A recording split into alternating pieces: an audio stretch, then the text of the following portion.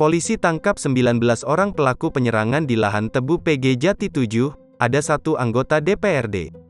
Seorang anggota DPRD Indramayu dikabarkan termasuk dalam daftar orang yang ditangkap terkait kerusuhan maut di kebun tebu di perbatasan Indramayu Majalengka, Senin, tanggal 4 Oktober tahun 2021. Sejauh ini sudah ada 24 orang yang diamankan polisi dalam penyerbuan yang membuat 2 orang meninggal dunia itu. Dari 24 orang itu, 19 diantaranya ditangkap di sekitar area bentrok maut. Sedangkan 5 orang lainnya diamankan di tempat berbeda. Di penangkapan pertama, polisi melakukan penyisiran di lokasi kejadian dan mengamankan sebanyak 19 orang.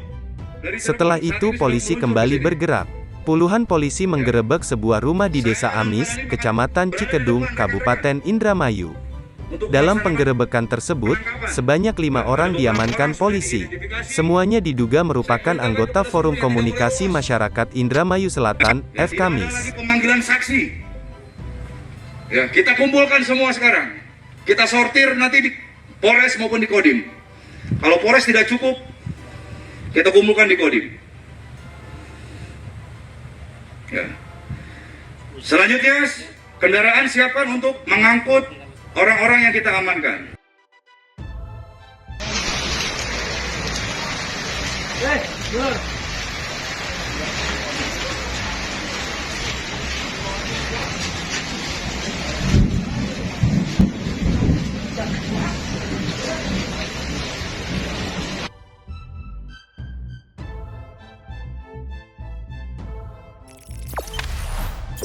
Jangan lupa subscribe, share, komen, dan like ya.